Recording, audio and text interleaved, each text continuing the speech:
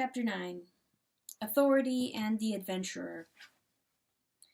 The last chapter has been concerned with the contention that orthodoxy is not only, as is often urged, the only safe guardian of morality or order, but is also the only logical guardian of liberty, innovation, and advance. If we wish to pull down the prosperous oppressor, we cannot do it with the new doctrine of human perfectibility. We can do it with the old doctrine of original sin. If we want to uproot inherent cruelties or lift up lost populations, we cannot do it with the scientific theory that matter precedes mind. We can do it with the supernatural theory that mind precedes matter. If we wish specially to awaken people to social vigilance and tireless pursuit of practice, we cannot help it much by insisting on the immanent God and the inner light, for these are at best reasons for contentment. We can help it much by insisting on the transcendent God and the flying and escaping gleam, for that means divine discontent. If we wish particularly to assert the idea of a generous balance against that of a dreadful autocracy, we shall instinctively be Trinitarian rather than Unitarian. If we desire European civilization to be a raid and a rescue, we shall insist rather that souls are in real peril and that their peril is ultimately unreal. And if we wish to exalt the outcast and the crucified, we shall rather wish to think that a veritable God was crucified rather than a mere sage or hero. Above all, if we wish to protect the poor, we shall be in favor of fixed rules and clear dogmas. The rules of a club are occasionally in favor of the poor member. The drift of a club is always in favor of the rich one. And now we come to the crucial question which truly concludes the whole matter. A reasonable agnostic, if he has happened to agree with me so far, may justly turn round and say, "You have found a practical philosophy in the doctrine of the fall. Very well. You have found a side of democracy now dangerously neglected, wisely asserted in original sin. All right. You have found a truth in the doctrine of hell. I congratulate you. You are convinced that worshippers of a personal God look outwards and are progressive. I congratulate them. But even supposing that those doctrines do include those truths, why cannot you take the truths and leave the doctrines? Granted that all modern society is trusting the rich too much because it does not allow for human weakness, granted that Orthodox ages have had a great advantage because, believing in the fall, they did allow for human weakness, why cannot you simply allow for human weakness without believing in the fall? If you have discovered that the idea of damnation represents a healthy idea of danger, why can you not simply take the idea of danger and leave the idea of damnation? If you see clearly the kernel of common sense in the nut of Christian orthodoxy, why cannot you simply take the kernel and leave the nut? Why cannot you, to use that cant phrase of the newspapers, which I, as a highly scholarly agnostic, am a little ashamed of using, why cannot you simply take what is good in Christianity, what you can define as valuable, what you can comprehend, and leave all the rest, all the absolute dogmas that are in their nature incomprehensible? This is the real question, this is the last question, and it is a pleasure to try to answer it. The first answer is simply to say that I am a rationalist. I like to have some intellectual justification for my intuitions. If I am treating man as a fallen being, it is an intellectual convenience to me to believe that he fell. And I find for some odd psychological reason that I can deal better with a man's exercise of free will if I believe that he has got it. But I am in this matter, yet more definitely a rationalist. I do not propose to turn this book into one of ordinary Christian apologetics. I should be glad to meet at any other time the enemies of Christianity in that more obvious arena. Here I am only giving an account of my own growth in spiritual certainty. But I may pause to remark that the more I saw of the merely abstract arguments against the Christian cosmology, the less I thought of them. I meant that, having found the moral atmosphere of the Incarnation to be common sense, I then looked at the established intellectual arguments against the incarnation and found them to be common nonsense. In case the argument should be thought to suffer from the absence of the ordinary apologetic, I will here very briefly summarize my own arguments and conclusions on the purely objective or scientific truth of the matter. If I am asked as a purely intellectual question why I believe in Christianity, I can only answer for the same reason that an intelligent agnostic disbelieves in Christianity. I believe in it quite rationally upon the evidence. But the evidence in my case, as in that of the intelligent agnostic, is not really in this or that alleged demonstration. It is in an enormous accumulation of small but unanimous facts. The secularist is not to be blamed because his objections to Christianity are miscellaneous and even scrappy. It is precisely such scrappy evidence that does convince the mind. I mean that a man may well be less convinced of a philosophy from 4 books than from 1 book, 1 battle, 1 landscape, and 1 old friend. The very fact that the things are of different kinds increases the importance of the fact that they all point to one conclusion. Now, the non-Christianity of the average educated man today is almost always, to do him justice, made up of these loose but living experiences. I can only say that my evidences for Christianity are of the same vivid but varied kind as his evidences against it. For when I look at these various anti-Christian truths, I simply discover that none of them are true. I discover that the true tide and force of all facts flow the other way. Let us take cases. Many a sensible modern man must have abandoned Christianity under the pressure of 3 such converging convictions as these. First, that men, with their shape, structure, and sexuality, are, after all, very much like beasts, a mere variety of the animal kingdom. Second, that primeval religion arose in ignorance and fear. Third, that priests have blighted societies with bitterness and gloom. Those 3 anti-Christian arguments are very different, but they are all quite logical and legitimate, and they all converge. The only objection to them, I discover, is that they are all untrue. If you leave off looking at books about beasts and men, if you begin to look at beasts and men, then, if you have any humor or imagination, any sense of the frantic or the farcical, you will observe that the startling thing is not how like man is to the brutes, but how unlike he is. It is the monstrous scale of his divergence that requires an explanation.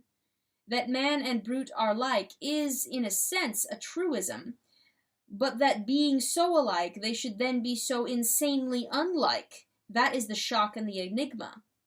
That an ape has hands is far less interesting to the philosopher than the fact that having hands, he does next to nothing with them, does not play knucklebones or the violin, does not carve marble or carve mutton. People talk of barbaric architecture and debased art, but elephants do not build colossal temples of ivory, even in a Rococo style. Camels do not paint even bad pictures, though equipped with the material of many camel's hair brushes. Certain modern dreamers say that ants and bees have a society superior to ours. They have indeed a civilization, but that very truth only reminds us that it is an inferior civilization. Who ever found an ant-hill decorated with statues of celebrated ants? Who has seen a beehive carved with the images of gorgeous queens of old? No, the chasm between man and the other creatures may have a natural explanation, but it is a chasm. We talk of wild animals, but man is the only wild animal. It is man that has broken out. All other animals are tame animals, following the rugged respectability of the tribe or type. All other animals are domestic animals. Man alone is ever undomestic, either as a profligate or a monk. So that this first superficial reason for materialism is, if anything, a reason for its opposite. It is exactly where biology leaves off that all religion begins. It would be the same if I examined the second of the 3 chance rational arguments, the argument that all we can call divine began in some darkness and terror. When I did attempt to examine the foundations of this modern idea, I simply found that there were none. Science knows nothing whatever about prehistoric man, for the excellent reason that he is prehistoric. A few professors choose to conjecture that such things as human sacrifice were once innocent and general, and that they gradually dwindled, but there is no direct evidence of it, and the small amount of indirect evidence is very much the other way. In the earliest legends we have, such as the tales of Isaac and of Iphigenia, human sacrifice is not introduced as something old, but rather as something new, as a strange and frightful exception darkly demanded by the gods. History says nothing, and legends all say that the earth was kinder in its earliest time. There is no tradition of progress, but the whole human race has a tradition of the fall. Amusingly enough, indeed, the very dissemination of this idea is used against its authenticity. Learned men literally say that this prehistoric calamity cannot be true because every race of mankind remembers it. I cannot keep pace with these paradoxes. And if we took the third chance instance, it would be the same, the view that priests darken and embitter the world. I look at the world and simply discover that they don't. Those countries in Europe which are still influenced by priests are exactly the countries where there is still singing and dancing and colored dresses and art in the open air. Catholic doctrine and discipline may be walls, but they are the walls of a playground. Christianity is the only frame which has preserved the pleasure of paganism. We might fancy some children playing on the flat grassy top of some tall island in the sea. So long as there was a wall round the cliff's edge, they could fling themselves into every frantic game and make the place the noisiest of nurseries. But the walls were knocked down, leaving the naked peril of the precipice. They did not fall over, but when their friends returned to them, they were all huddled in terror in the center of the island, and their song had ceased. Thus these three facts of experience, such as facts go to make an agnostic, are in this view turned totally around.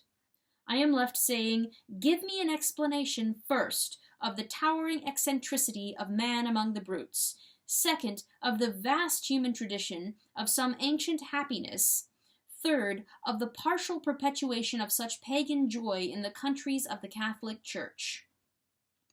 One explanation, at any rate, covers all three.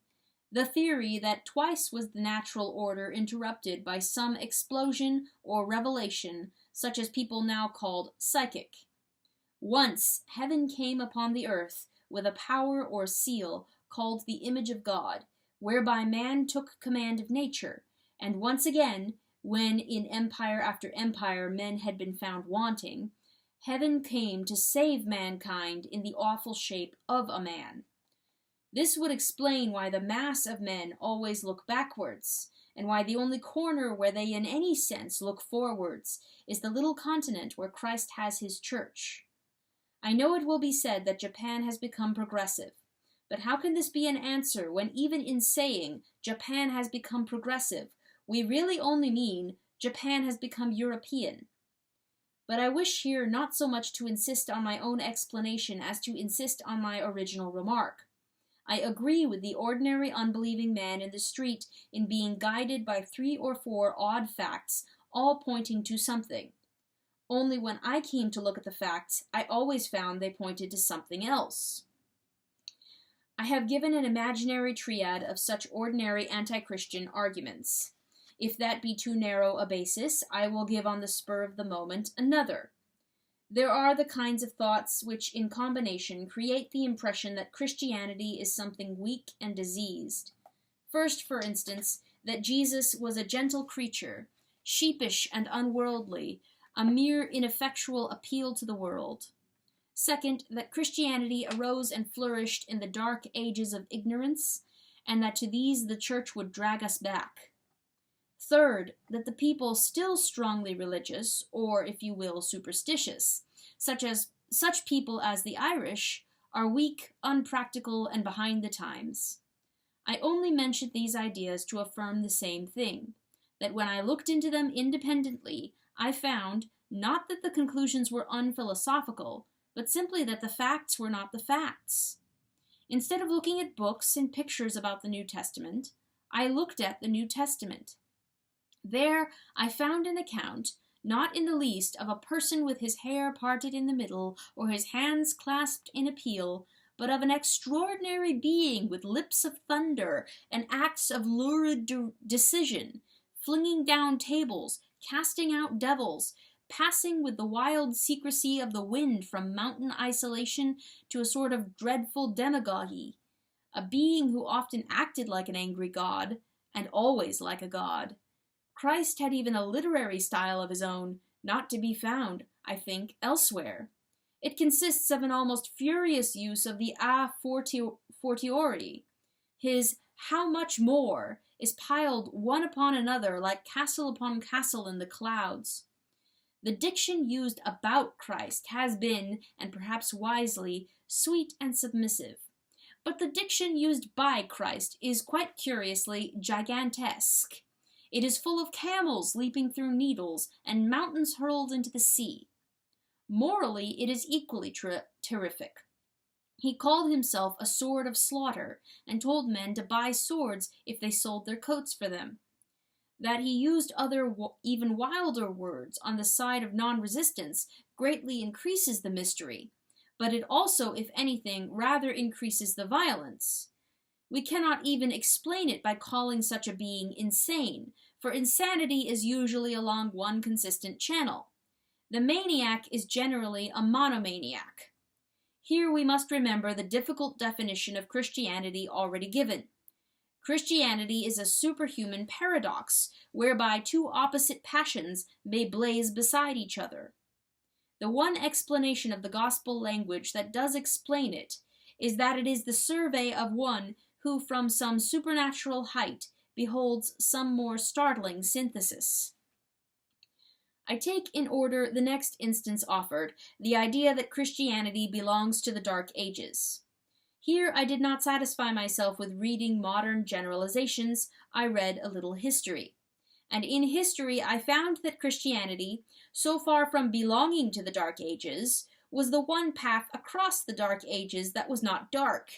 It was a shining bridge connecting two shining civilizations. If anyone says that the faith arose in ignorance and savagery, the answer is simple. It didn't. It arose in the Mediterranean civilization in the full summer of the Roman Empire.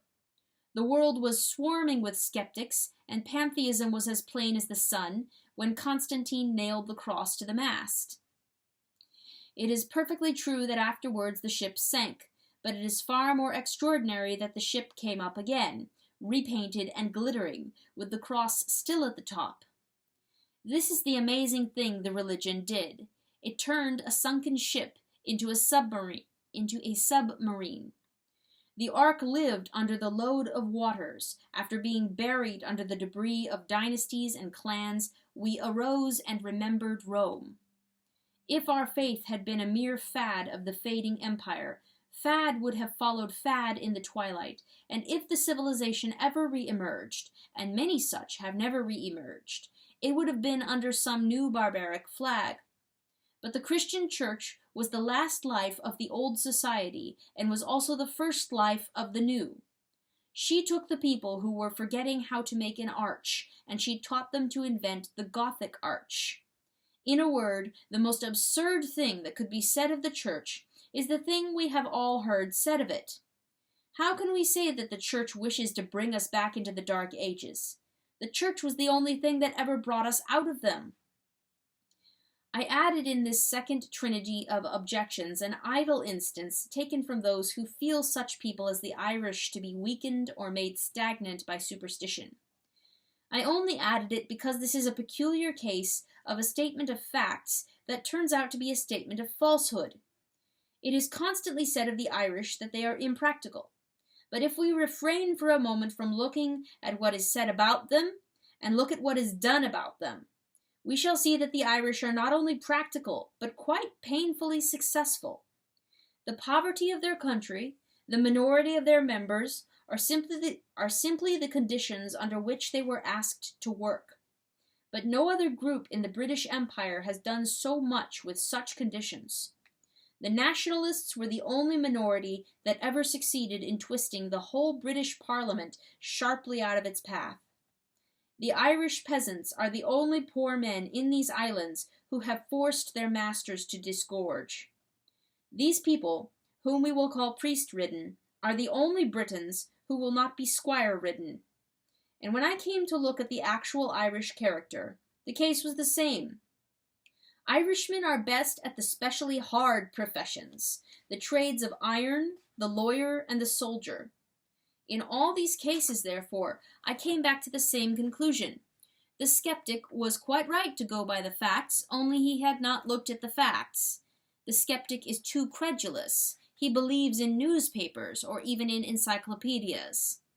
Again, the three questions left me with three very antagonistic questions.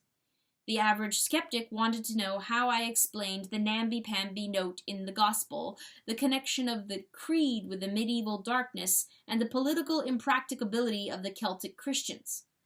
But I wanted to ask, and to ask with an earnestness amounting to urgency, what is this incomparable energy which appears first in one walking the earth like a living judgment, and this energy which can die with a dying civilization, and yet force it to a resurrection from the dead, this energy which, last of all, can inflame a bankrupt peasantry with so fixed a faith in justice that they get what they ask while others go empty away, so that the most helpless island of the empire can actually help itself. There is an answer.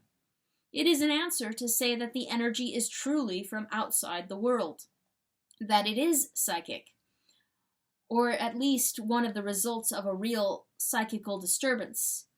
The highest gratitude and respect are due to the great human civilizations, such as the old Egyptian or the existing Chinese.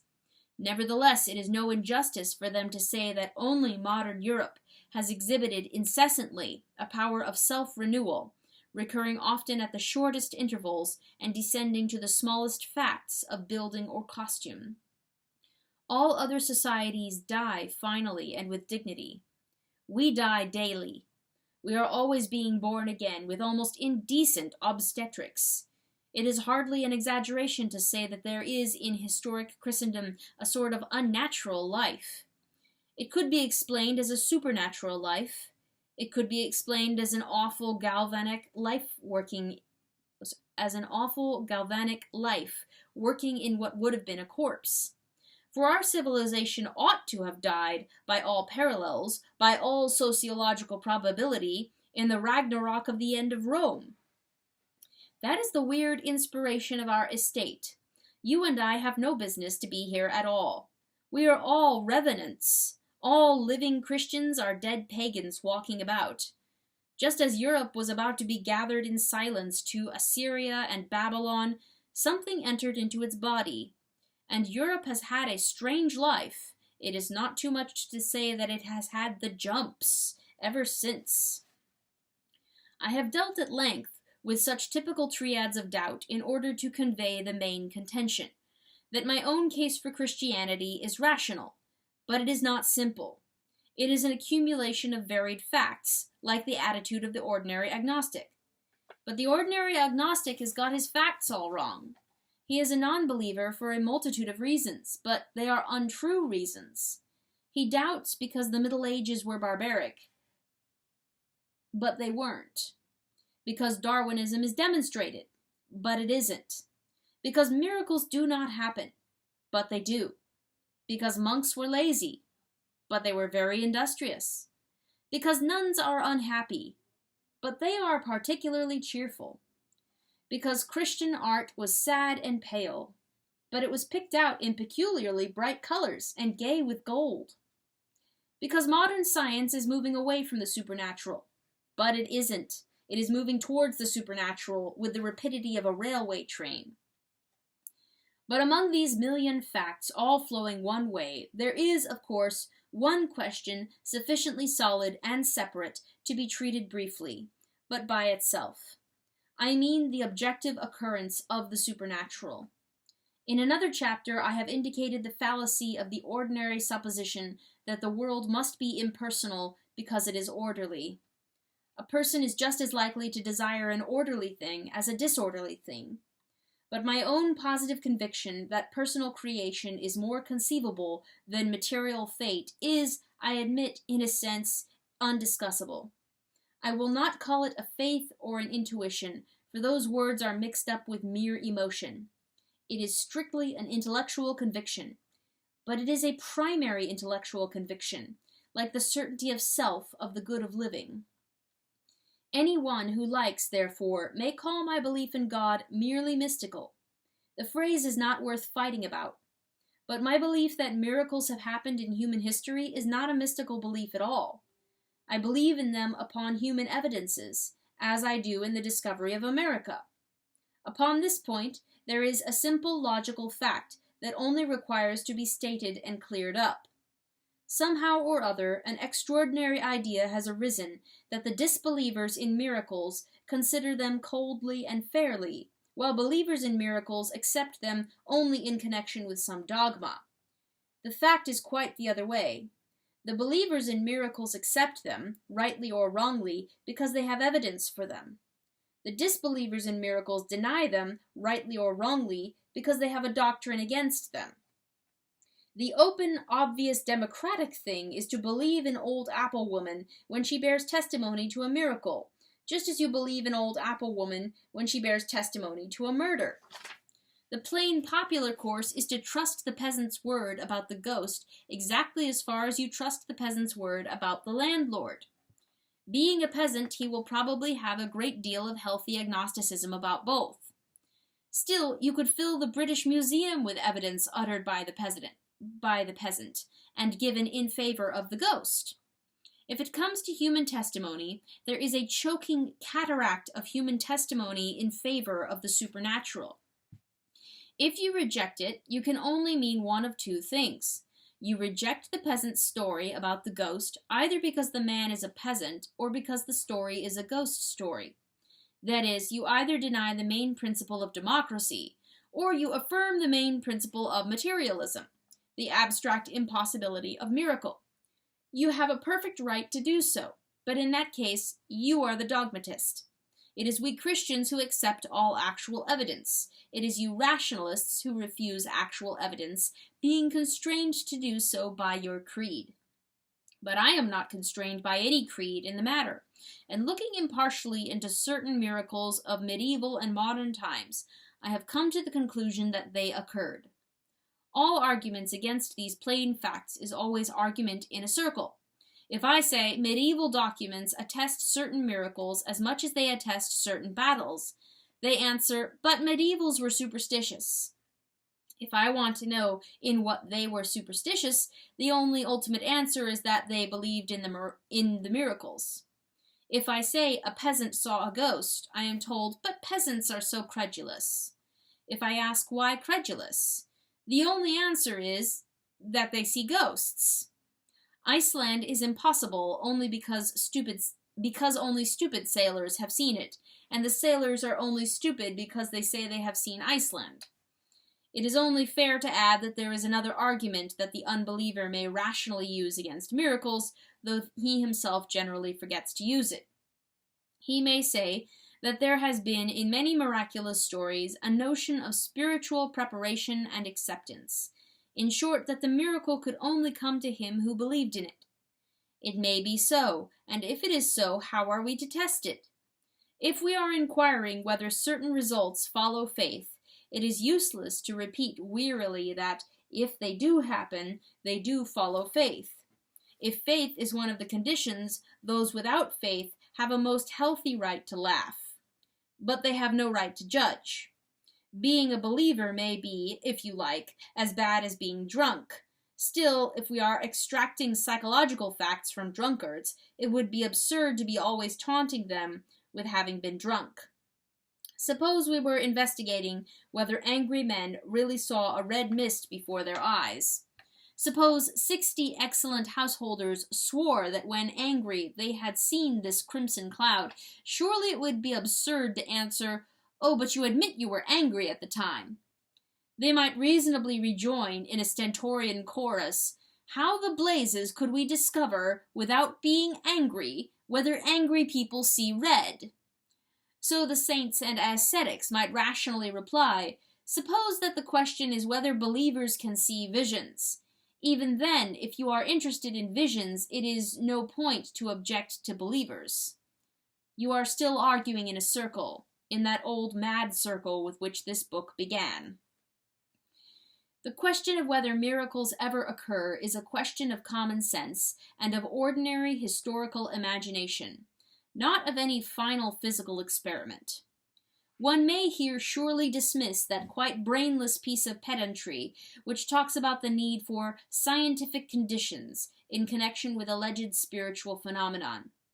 If we are asking whether a dead soul can communicate with a living, it is ludicrous to insist that it shall be under conditions in which no two living souls in their senses would seriously communicate with each other. The fact that ghosts prefer darkness no more disproves the existence of ghosts than the fact that lovers prefer darkness disproves the existence of love. If you choose to say, "I will believe that Miss Brown called her fiancé a periwinkle, or any other endearing term, if she will repeat the word before 17 psychologists," then I shall reply, "Very well, if those are your conditions, you will never get the truth, for she will certainly not say it."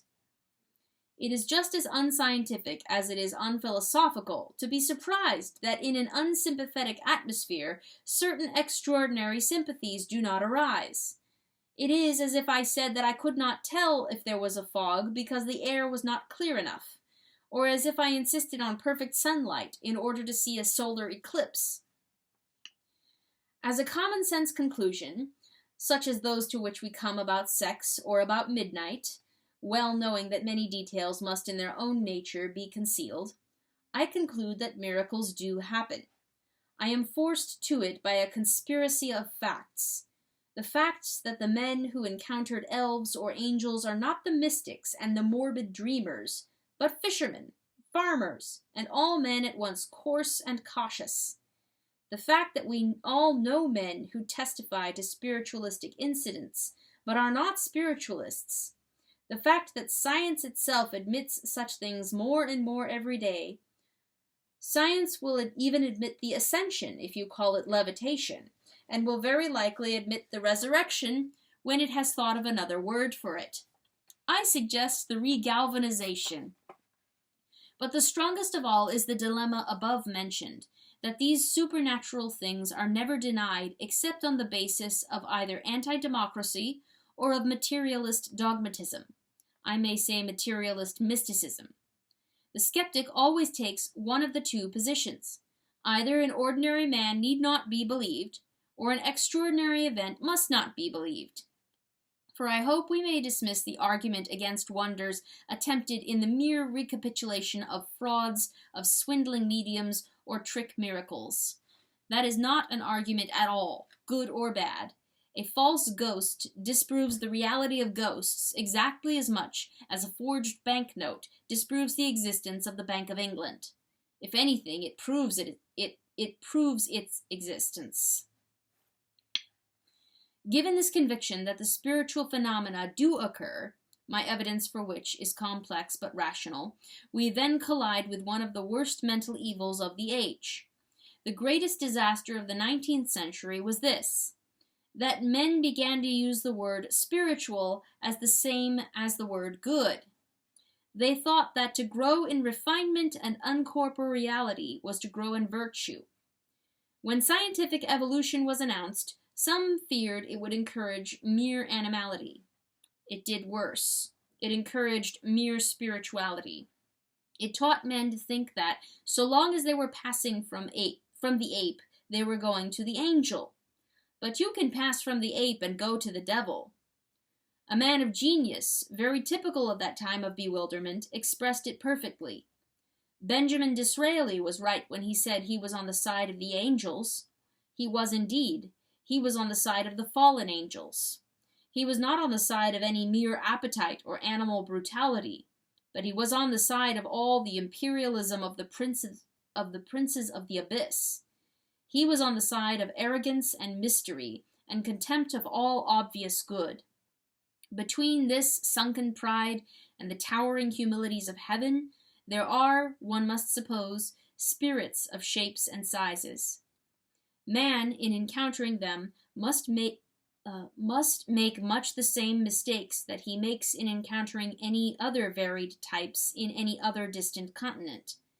It must be hard at first to know who is supreme and who is subordinate. If a shade arose from the underworld and stared at Piccadilly, that shade would not quite understand the idea of an ordinary closed carriage. He would suppose that the coachman on the box was a triumphant conqueror, dragging behind him a kicking and imprisoned captive. So if we see spiritual facts for the first time, we may mistake who is uppermost. It is not enough to find the gods. They are obvious. We must find God, the real chief of the gods. We must have a long historic experience in supernatural phenomena in order to discover which are really natural. In this light, I find the history of Christianity, and even of its Hebrew origins, quite practical and clear. It does not trouble me to be told that the Hebrew God was one among many. I know he was, without any research to tell me so.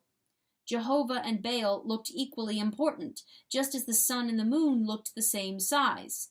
It is only slowly that we learned that the sun is immeasurably our master, and the small moon only our satellite. Believing that there is a world of spirits, I shall walk in it, as I do in the world of men, looking for the thing that I like and think good. Just as I should seek in a desert for clean water, or toil at the North Pole to make a comfortable fire, so I shall search the land of void and vision until I find something fresh like water and comforting like fire, until I find some place in eternity where I am literally at home, and there is only one such place to be found. I have now said enough to show, to any one to whom such an explanation is essential, that I have in the ordinary arena of apologetics a ground of belief. In pure records of experiment, if these be taken democratically, without contempt or favor, there is evidence first, that miracles happen, and second, that the nobler miracles belong to our tradition. But I will not pretend that this curt discussion is my real reason for accepting Christianity instead of taking the moral good of Christianity as I should take it out of Confucianism. I have another far more solid and central ground for submitting to it as a faith, instead of merely picking up hints from it as a scheme, and that is this, that the Christian Church in its practical relation to my soul is a living teacher, not a dead one. It not only certainly taught me yesterday, but will almost certainly teach me tomorrow. Once I saw suddenly the meaning of the shape of the cross. Some day I may see suddenly the meaning of the shape of the meter. One fine morning I saw why windows were pointed. Some fine morning I may see why priests were shaven. Plato has told you a truth, but Plato is dead. Shakespeare has startled you with an image, but Shakespeare will not startle you with any more. But imagine what it would be to live with such men still living, to know that Plato might break out with an original lecture tomorrow, or that at any moment Shakespeare might shatter everything with a single song. The man who lives in contact with what he believes to be a living church is a man always expecting to meet Plato and Shakespeare tomorrow at breakfast. He is always expecting to see some truth that he has never seen before. There is only one other parallel to this position, and that is the parallel of the life in which we all began.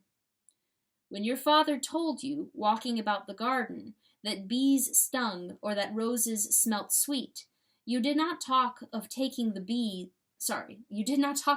best out of his philosophy. When the bees stung you, you did not call it entertaining a coincidence. When the roses smelt sweet, you did not say, "My father is a rude, barbaric symbol, enshrining, perhaps unconsciously, the deep, delicate truths that flowers smell." No, you believed your father because you had found him to be a living fountain of facts, a thing that really knew more than you, a thing that would tell you truth tomorrow as well as today. And if this was true of your father, it was even truer of your mother. At least it was true of mine, to whom this book is dedicated. Now, when society is in a rather futile fuss about the subjection of women, will no one say how much every man owes to the tyranny and privilege of women? To the fact that they alone rule education until education becomes futile. For a boy is only sent to be taught at school when it is too late to teach him anything. The real thing has been done already, and thank God it is nearly always done by women. Every man is womanized merely by being born. They talk of the masculine woman, but every man is a feminized man. And if ever men walk to Westminster to protest against this female privilege, I shall not join their procession. For I remember with certainty this fixed psychological fact, that the very time when I was most under a woman's authority, I was most full of flame and adventure. Exactly because when my mother said that ants bit, they did bite, and because snow did come in winter, as she said, therefore the whole world was to me a fairyland of wonderful fulfillments, and it was like living in some Hebraic age, when prophecy after prophecy came true. I went out as a child into the garden, and it was a terrible place to me, precisely because I had a clue to it. If I had held no clue, it would not have been terrible, but tame. A mere unmeaning wilderness is not even impressive, but the garden of childhood was fascinating, exactly because everything had a fixed meaning which could be found out in its turn. Inch by inch, I might discover what was the object of the ugly shape called a rake, or form some shadowy conjecture as to why my parents kept a cat. So since I have accepted Christendom as a mother, and not merely as a chance example, I have found Europe and the world once more like the little garden where I stared at the symbolic shapes of cat and rake. I looked at everything with the old elvish ignorance and expectancy. This or that rite or doctrine may look as ugly and extraordinary as a rake, but I have found by experience that such things end somehow in grass and flowers.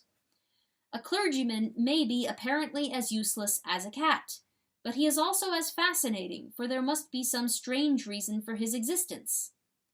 I give one instance out of 100. I have not myself any instinctive kinship with that enthusiasm for physical virginity which has certainly been a note of historic Christianity. But when I look not at myself but at the world, I perceive that this enthusiasm is not only a note of Christianity, but a note of paganism, a note of high human nature in many spheres.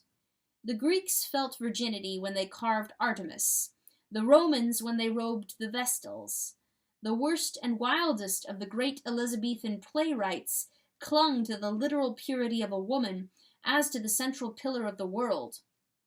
Above all, the modern world, even while mocking sexual innocence, has flung itself into a general idolatry of sexual innocence, the great modern worship of children. For any man who loves children will agree that their peculiar beauty is hurt by a hint of physical sex. With all this human experience, allied with the Christian authority, I simply conclude that I am wrong and the Church right, or rather that I am defective, while the Church is universal. It takes all sorts to make a Church. She does not ask me to be a celibate, but the fact that I have no appreciation of the celibates, I accept like the fact that I have no ear for music. The best human experience is against me, as it is on the subject of Bach. Celibacy is one flower in my father's garden, of which I have not been told the sweet or terrible name, but I may be told it any day. This, therefore, is, in conclusion, my reason for accepting the religion, and not merely the scattered and secular truths out of the religion. I do it because the thing has not merely told this truth or that truth, but has revealed itself as a truth-telling thing. All other philosophies say the things that plainly seem to be true. Only this philosophy has again and again said the thing that does not seem to be true, but is true. Alone of all creeds, it is convincing where it is not attractive. It turns out to be right, like my father in the garden. Theosophists, for instance, will preach an obviously attractive idea like reincarnation. But if we wait for its logical results, they are spiritual superciliousness and the cruelty of caste. For if a man is a beggar by his own prenatal sins, people will tend to despise the beggar. But Christianity preaches an obviously unattractive idea, such as original sin. But when we wait for its results, they are pathos and brotherhood, and a thunder of laughter and pity. For only with original sin we can at once pity the beggar and distrust the king. Men of science offer us health, an obvious benefit. It is only afterwards that we discover that by health they mean bodily slavery and spiritual tedium. Orthodoxy makes us jump by the sudden brink of hell. It is only afterwards that we realize that jumping was an athletic exercise, highly beneficial to our health. It is only afterwards that we realize that this danger is the root of all drama and romance. The strongest argument for the divine grace is simply its ungraciousness. The unpopular parts of Christianity turn out, when examined, to be the very props of the people. The outer ring of Christianity is a rigid guard of ethical abnegations and professional priests. But inside that inhuman guard, you will find the old human life, dancing like children and drinking wine like men. For Christianity is the only frame for pagan freedom. But in the modern philosophy, the case is opposite. It is its outer ring that is obviously artistic and emancipated. Its despair is within. And its despair is this, that it does not really believe that there is any meaning in the universe. Therefore it cannot hope to find any romance. Its romance will have no plots. A man cannot expect any adventures in the land of anarchy, but a man can expect any number of adventures if he goes traveling in the land of authority. One can find no meanings in a jungle of skepticism, but the man will find more and more meanings who walks through a forest of doctrine and design. Here, everything has a story tied to its tail, like the tools or pictures in my Father's house. For it is my Father's house. I end where I began, at the right end. I have entered, at least, the gate of all good philosophy.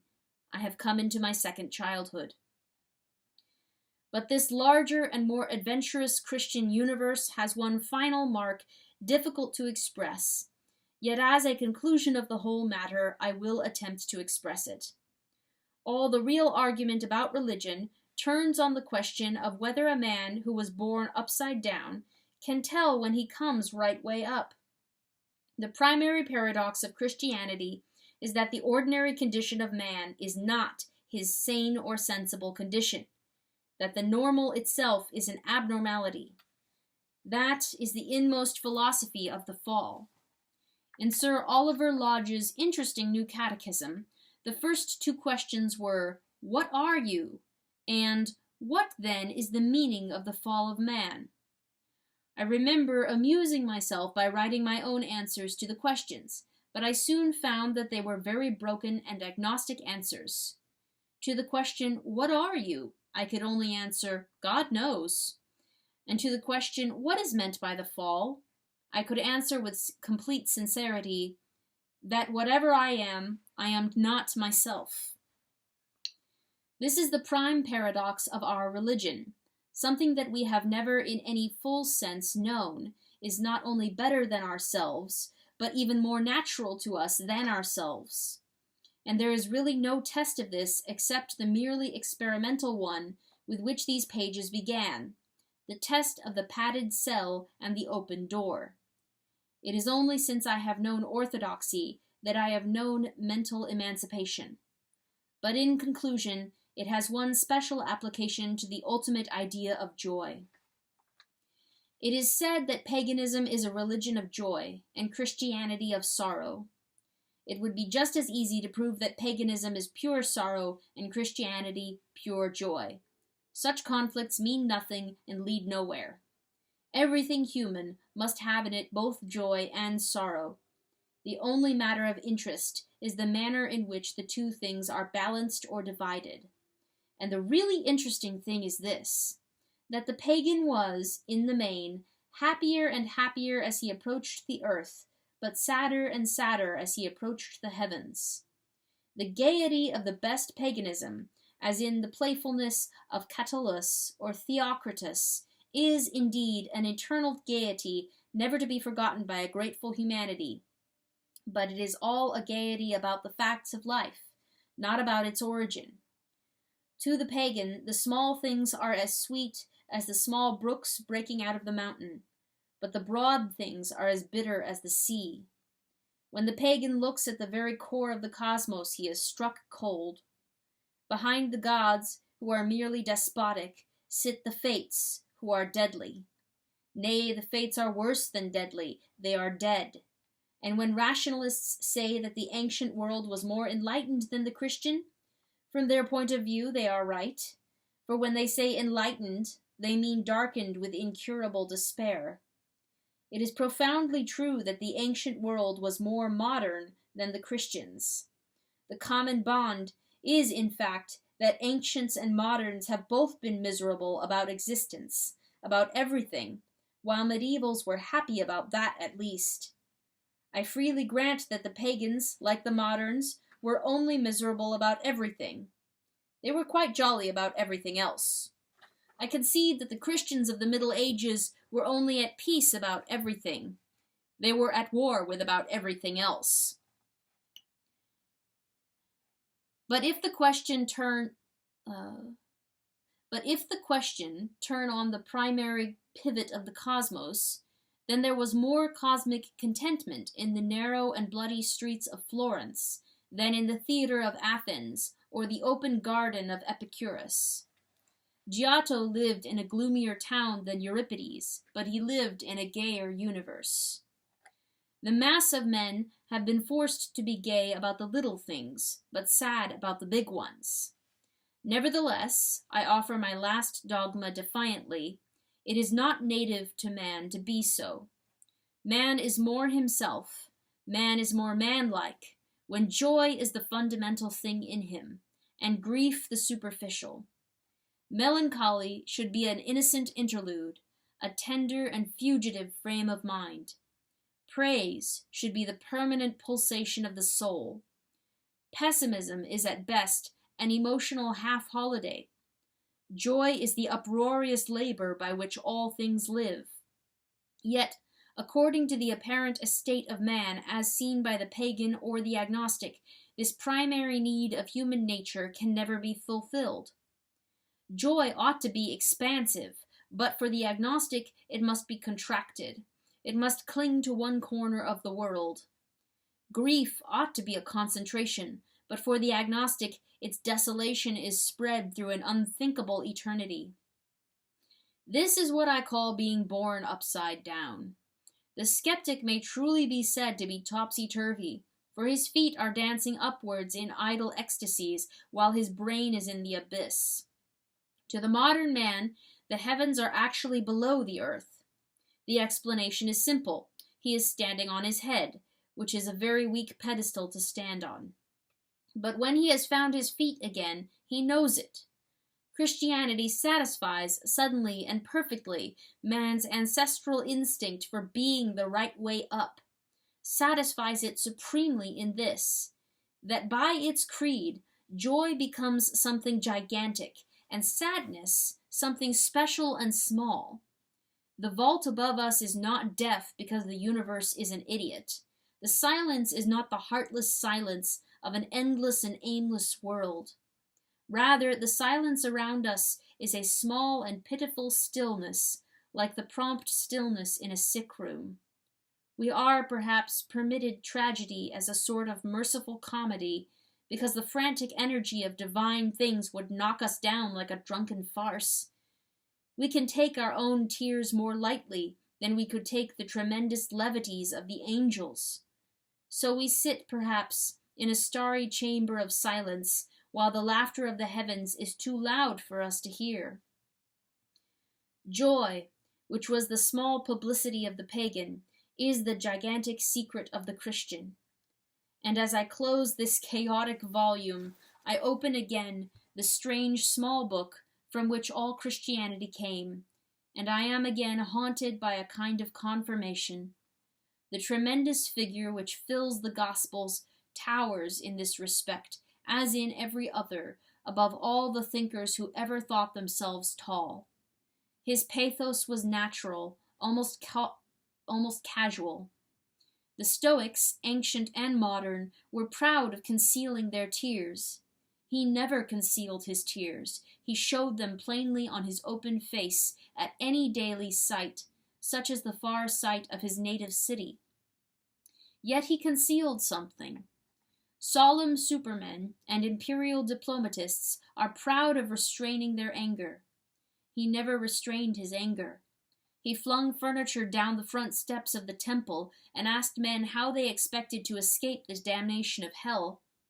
Yet he restrained something. I say it with reverence. There was in that shattering personality a thread that must be called shyness. There was something that he hid from all men when he went up a mountain to pray. There was something that he covered constantly by abrupt silence or impetuous isolation. There was some one thing that was too great for God to show us when he walked upon our earth, and I have sometimes fancied that it was his mirth. The end.